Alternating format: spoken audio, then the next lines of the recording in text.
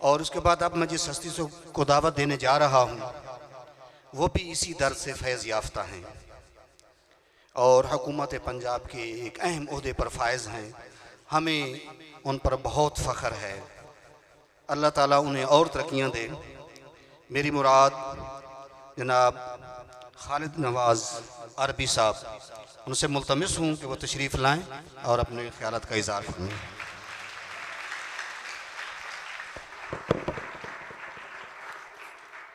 बिस्मिल्लाहिर्रहमानिर्रहीम। एक दफ़ा सब अहबाब से दरख्वास्त है कि दुरूद शरीफ पढ़िए। अल्लाहुम्मा सल्लि अला मुहम्मदिन व अला आलि मुहम्मदिन कमा सल्लैता अला इब्राहीम व अला आलि इब्राहीम इन्नका हमीदुम मजीद। अल्लाहुम्मा बारिक अला मुहम्मदिन व अला आलि मुहम्मदिन कमा बारकता अला इब्राहीम व अला आलि इब्राहीम इन्नका हमीदुम मजीद। इक़रा बिस्मि रब्बिकल्लज़ी खलक़ खलक़ल इंसान मा अलक़। मोहतरम साहबज़ादा कमरुल हक साहिब, रईस इदारा प्रोफेसर डॉक्टर फैसल जप्पा साहिब, मोहतरम उलमाए कराम, प्रोफेसर साहिबान, आइमा कराम, मुकर्रिरीन और अज़ीज़ तुलबा, अस्सलामु अलैकुम। मैं अपने आप को खुशकिस्मत समझता हूँ कि मुझे इस कॉलेज की स्टेज पे एक बार फिर आने का मौका मिला है। पहली बार इस स्टेज पे मैं तब आया था जब मैं निज़ामत के फ़राइज़ अंजाम दे रहा था। 1996 बाहर का मौसम, सेकेंड ईयर के तलबा रुखसत हो रहे थे और हम उन्हें अलविदा कह रहे थे, और तब मैं यहाँ पे एक अदना उस्ताद के तौर पे काम कर रहा था। आज इस खूबसूरत, रूहानी और अपनी नौइयत की मुनफरिद तकरीब में आना मेरे लिए बहुत बड़े शर्फ की बात है। और मैं सब अहबाब की तवज्जो दिलाते हुए एक बात करना चाहूँगा। हम में से अक्सरियत जो इस कॉलेज में पढ़ती है, कुर्बो जवार में रहती है, झंग से ताल्लुक़ रखती है, चिन्योट से ताल्लुक़ रखती है, या हमारे किसी भी और इलाका से, उन तक मोहम्मदी शरीफ का और मौलाना हज़रत मौलाना मोहम्मद ज़ाकिर साहब का वो तारुफ आज तक नहीं पहुँच सका जो पहुँचना चाहिए। इस इदारे को एक दर्स के तौर पे, माजरत के साथ एक दर्स के तौर पे लिया जाता है कि लोग जाते हैं, गरीब हूँ, वहाँ पे उनको खाना भी मिलता है और रहने की जगह भी है, तालीम हासिल कर आते हैं और आके वो हिफ्ज़ करके आते हैं, अरबी फाजिल वगैरह कोर्सेज करके आते हैं। तो जो इसकी स्पिरिट है, इसकी फ़िलासफ़ी है, इसकी बैकग्राउंड है, ये जो तहरीक है, इसका लोगों को उसी तरह पता होना ज़रूरी है जिस मकसद के लिए कायम हुई, जो इसका पिछला तारीख का तकलीफ दे सफ़र है, उससे लोगों को आगाह होना बहुत ज़रूरी है। इस कॉलेज में भी एक एक बच्चे तक और उसके बाद हमारे दीगर इस इलाका के जो कॉलेजेस हैं, इदारे हैं, वहाँ तक ऐसे प्रोग्राम अपनी शख्सियात के बारे में कराया जाना ज़रूरी है। वजह क्या है? हम अल्लामा इकबाल का दिन भी मनाते हैं। बिल्कुल, हमारे शायर हैं कौमी, कायद आज़म तख्लीक पाकिस्तान के खालिक पाकिस्तान कह लेते हैं, उनके और दीगर मशाहिर के दिन हम मनाते रहते हैं। तो इनसे बड़ा मशाहिर का फ़र्द, उस काफ़िले का फ़र्द कौन हो सकता है? जंग पूरे में ज़रा नज़र तो दौड़ाइए।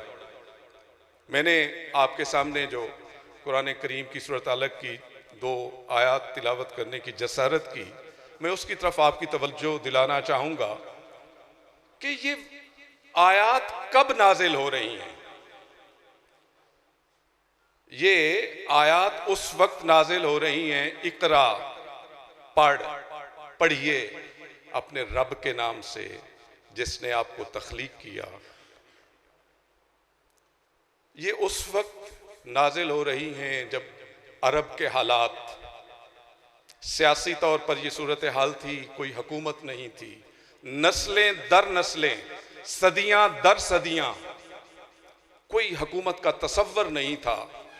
कबाइल के सरदार अपने कबीले को लेकर चलते थे और कबीले का फर्द अगर कोई गलीज तरीन काम भी करता था तो कबीले की ये एक इज्तमाई जिम्मेदारी थी कि उसका ख्याल रखे, उसको हिफाजत फराम करे। और लड़ाइयाँ झगड़े, और सबसे जो उनका मनपसंद काम था वो लड़ाई थी। ना चाहते हुए लड़ाई बराए लड़ाई मोल ले लेते थे, लड़ाई की वजह ढूंढते थे।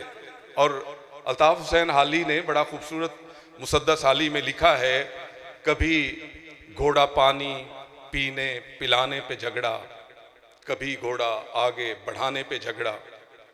अगर आप उधर उनके समाजी हालात उस वक्त देखते हैं, मुआशरती हालात देखते हैं, तो कौन सा गुनाह है जो वो नहीं कर रहे थे। शराब एक फैशन के तौर पर, जुआ एक फैशन के तौर पर, और बच्चियों को ना चाहते हुए भी एक रस्म थी कि बच्चियों को जिंदा दरगोर करना है। और जो नहीं करना चाहता था, अपनी बच्ची से प्यार करता था, वो रस्म निभाने के लिए भी बच्ची को जिंदा दरगोर कर देता था। जब हम मजहब की बात करते हैं तो हर एक ने अपने खुदा, हर कबीले का अपना खुदा था। 360 बुत काबे में पड़े हैं। ये वो सूरत हाल है सियासी, मजहबी और मुआशरती। और दूसरी बात, अगर हम मुआशी की बात करें तो मुआशी हालात ये थे कि सूद का कारोबार जोरों पे था। सूद से फायदा क्या हुआ, हमारी इस धरती ने भी उसको निपटा है, देखा है। जो सूद देता है, सूद पे कर्ज देता है, उसके इजाफे लगते जाते हैं, वो अमीर से अमीर तरीन होता जाता है। और वो बेचारा जिसने कर्ज लिया हुआ है उसके मुकाबले में गरीब तरीन होता जाता है। तो मैं अर्ज कर रहा हूं कि ये आयत, ये सूरत उस वक्त उतर रही है। ये भी कहने वाले ये भी कह सकते हैं कि उस वक्त किसी हुक्मरान की जरूरत थी। आयत आती, एक हुक्मरान आता, वो सारे निज़ाम को, मुआशरती निज़ाम को, मुआशी निज़ाम को, सारे मजहबी अतवार को वो सुधार देता। मगर ऐसा नहीं हुआ। हुक्म आया इकरा।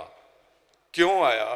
कि अगर तालीम होगी तो ये सारे निज़ाम खुद बखुद दुरुस्त हो जाएंगे। फिर फरमाया खलक़ल इंसान मिन अलक, इंसान को ये एहसास दिलाने के लिए कि तेरी हैसियत ही क्या है। एक जमे हुए लोथड़े से पैदा हुआ, फुटकी से पैदा हुआ, लेकिन अगर तालीम के साथ तू जुड़ जाएगा, बाअमल तालीम हासिल करेगा, तो फिर तू अशरफुल मखलूकात कहलाएगा। वजूद कहाँ है और मकाम कौन सा दिया? मकाम से पहले तालीम बता दी। अगर तेरे पास तालीम होगी और बाअमल तालीम के ज़रिए तू वो मकाम पा लेगा। ये कौन सा वक्त है?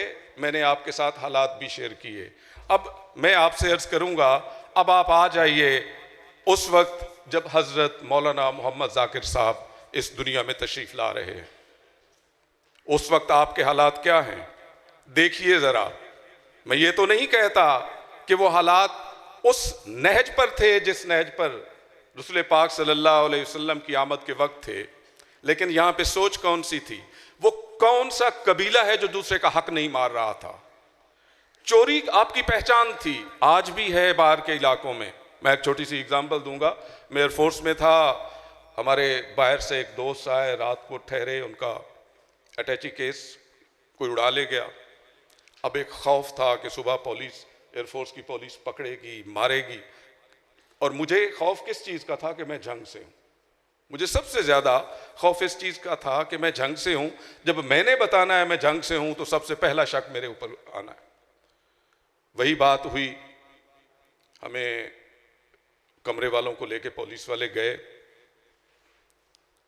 हर एक से पूछते रहे। जब मैंने बताया, अपना तारुफ कराया, तो कहते हैं ये दूसरों को क्यों मरवा रहे हो, ये दूसरों का क्या कसूर है, जिससे बैग उठवाया है या जिसको दिया है वो वापस ले आओ। मैंने कहा सर आप तो ऐसे कह रहे हैं जैसे आप चश्मेदीद गवाह हूं, मेरा इस चीज से कोई ताल्लुक नहीं। उसके बाद उसने फैमिली बैकग्राउंड, भाई वालिद सारों का पूछा, फिर कहने लगा कि नहीं तू चोरी नहीं कर सकता। वजह क्या थी? मेरे बताने में पीछे तालीम का एक अंसर था, एक तारीख थी जो मैंने बताई।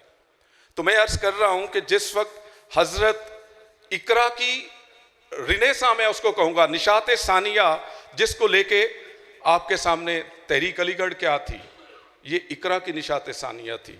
जहां जहां दर्द दिल रखने वाले मशाइर मौजूद थे, मुसलमान मौजूद थे, उन्होंने इकरा की निशात सानिया का फरोग अपने हाथों से कराने की जिम्मेदारी उठाई। और यही काम था जो हजरत मौलाना मोहम्मद जाकिर ने यहाँ पे काम शुरू किया। अब आप देखिए, मैं एक मवाजना करना चाहूँगा, पानी जरा दीजिएगा, मैं आपके साथ के सामने एक मवाजना करना चाहूँगा। उस दौर में दो तबकात हैं,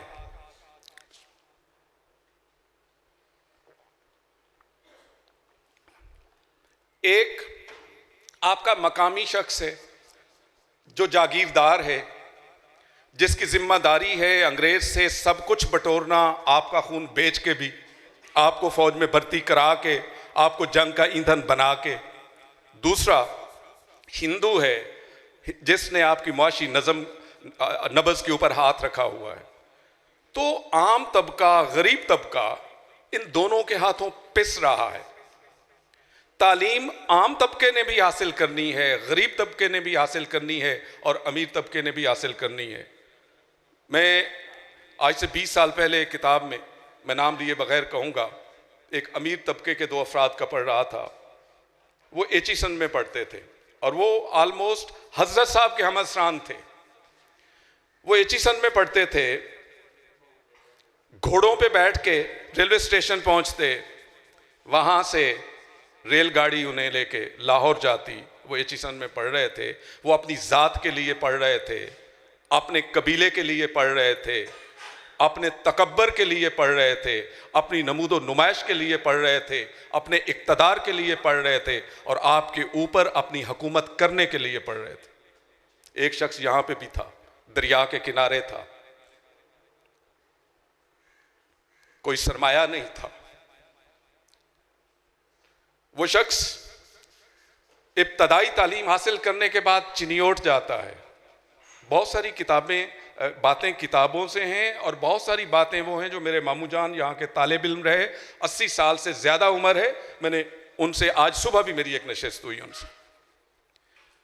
चिनियोट कुछ वक्त गुजारने के बाद कहाँ जा रहे हैं? मुल्तान जा रहे हैं, मुल्तान से बहावलपुर जा रहे हैं, बहावलपुर से सियाल शरीफ आ रहे हैं। वो तालीम कौन सी तालीम? एचिसन वाले कहाँ, कौन सी तालीम? और ये कौन सी तालीम? ये मेरे लिए, ये आपके लिए, इस इलाका के लिए, जंग के लोगों के लिए, वो अपनी ज़ात के लिए, इक़्तिदार के लिए। ये उस तालीम का फ़र्क था। होता क्या है, 17 साल की उम्र है, मैं बहुत सारी चीज़ें स्किप करूँगा, 17-18 साल की उम्र है, तहरीक खिलाफत चलती है, कैद हो जाते हैं, 5 साल कैद में रहते हैं।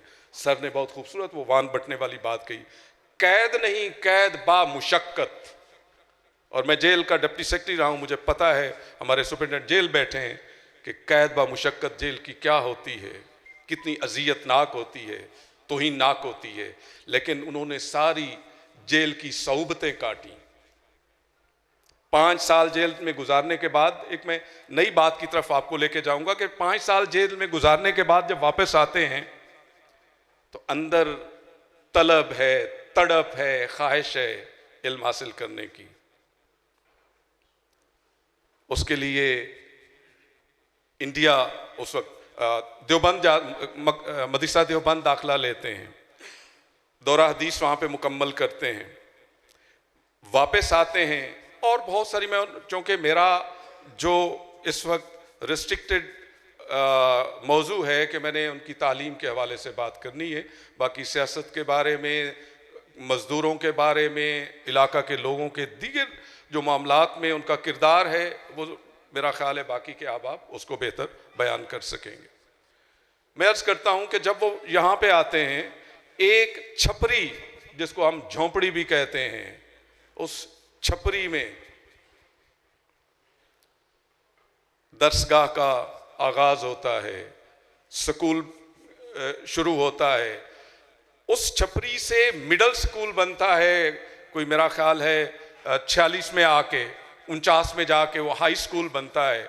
और सिर्फ ये यहाँ पे स्कूल नहीं बन रहे, उनकी सीरीज निकल रही है, कोई दुरट्टा में बन रहा है, कोई रशीदा में बन रहा है, कोई जामियाबाद बन रहा है, कोई कोट ताजा में बन रहा है। ये क्या था? ये वो रिवाइवल थी, ये वो तहरीक थी, एजुकेशन के ऊपर मबनी तहरीक। लेकिन ये इसके पीछे एक उनकी तड़प थी। तड़प क्या, मैं उसको माजरत के साथ कहूँगा, महरूमी थी। वो महरूमी जो वो खुद तालीम हासिल करना चाहते थे, वो तालीम हासिल ना कर सके। अपने मकासद, और वो मकसद क्या था? बुनियादी तौर पे तालीम के ज़रिए पूरी उम्मत मुसलमा को इकट्ठा करना, एक सोच पे लेके आना। 17 साल की उम्र में जेल चले जाना, तालीम कैसे कंटिन्यू रख सकते थे? और उस ख्वाहिश को पूरा करने के लिए आपने यूनिवर्सिटी के लिए जो जिद्दोजहद की, यहां पे कॉन्फ्रेंस हो रही है, चिन्योट में हो रही है, उसकी महफिल, उसकी मजालिस लाहौर में हो रही हैं, कराची में हो रही हैं, और आखिरी दम तक आप उस यूनिवर्सिटी के क़याम के लिए तड़पते रहे।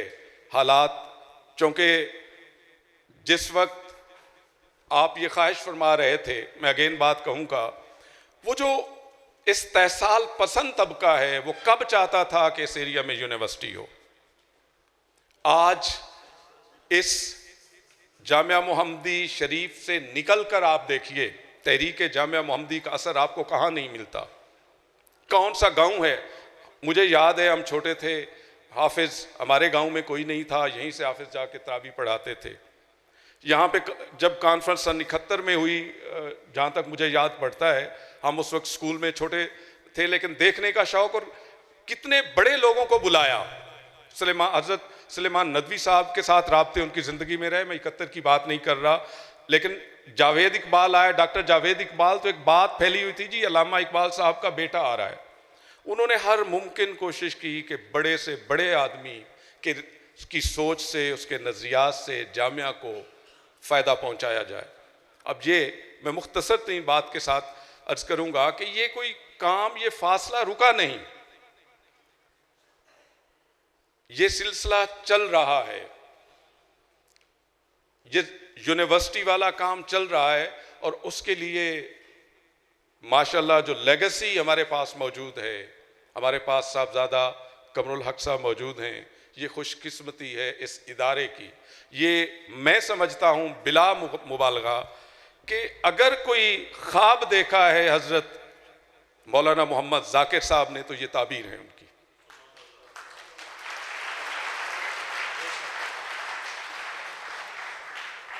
और उनका वो यूनिवर्सिटी का ख्वाब, भले उनकी ज़िंदगी में शर्मिंदा ताबीर नहीं हुआ, मगर जैसे कि